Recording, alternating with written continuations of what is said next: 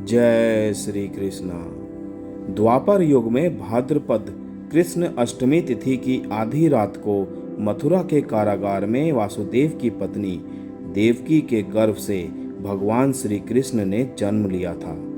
श्री कृष्ण ने बुधवार को रोहिणी नक्षत्र में जन्म लिया था। अष्टमी तिथि को रात्रिकाल अवतार लेने का प्रमुख कारण उनका चंद्रवंशी होना बताया जाता है।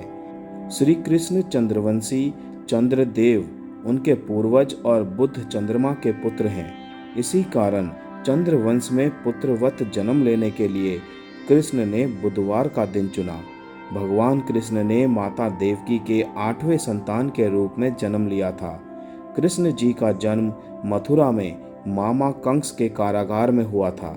माता देवकी राजा कंस की बहन थी, इसीलिए भाद्रपद कृष्ण अष्टमी तिथि को भगवान श्री कृष्ण का जन्मोत्सव मनाया जाता है। जय श्री कृष्णा। दोस्तों, वीडियो में आगे बढ़ने से पहले आप सभी से निवेदन है, मेरे चैनल को सब्सक्राइब करके बेल आइकन को जरूर प्रेस कर दीजिएगा। तो चलिए कथा को आगे बढ़ाते हैं। श्री कृष्ण के मामा कंस को सत्ता का लालच था। उसने अपने पिता राजा उग्रसेन की राजगद्दी छीनकर उन्हें जेल में बंद कर दिया था और स्वयं को मथुरा का राजा घोषित कर दिया था। राजा कंस अपनी बहन देवकी से बहुत प्रेम करता था।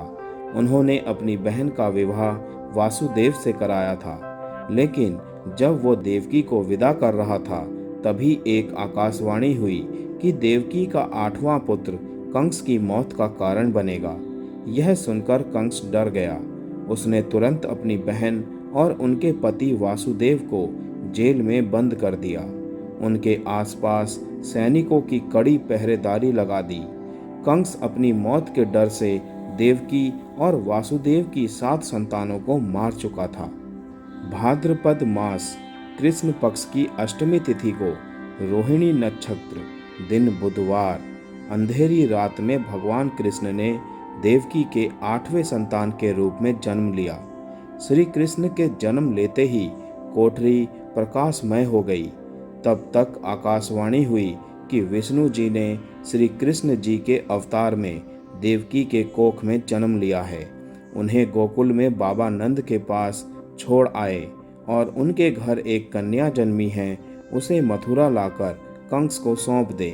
भगवान विष्णु के आदेश से वासुदेव जी भगवान श्री कृष्ण को अपने सर पर रखकर नंद जी के घर की ओर चल दिए। भगवान विष्णु की माया से सभी पहरेदार सो गए। कारागार के दरवाजे अपने आप खुल गए।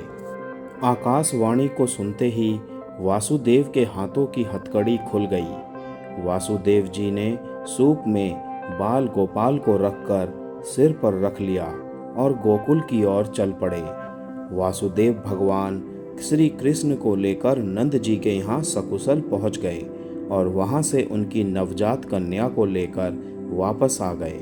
जब कंस को देवकी की 8वीं संतान के जन्म की सूचना मिली, वो तत्काल कारागार में आया और उस कन्या को छीनकर पृथ्वी पर पटकना चाहा, लेकिन वो कन्या उसके हाथों से निकलकर आसमान में चली गई।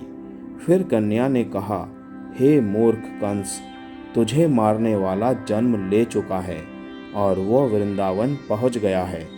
वो कन्या कोई और नहीं, स्वयं योग माया थी। बाबा नंद और उनकी पत्नी माँ यशोदा ने कृष्ण जी का लालन पोषण किया। राजा कंस ने कृष्ण जी का पता लगाकर उन्हें मारने की खूब कोशिश की, लेकिन कंस की सारी कोशिशें विफल हुईं और कृष्ण जी को कोई मार नहीं सका। अंत में श्री कृष्ण ने कंस का वध किया। राजा उग्रसेन को फिर मथुरा की राजगद्दी सौंप दी। इस तरह से जन्माष्टमी की व्रत कथा पूरी हुई। जय श्री कृष्ण।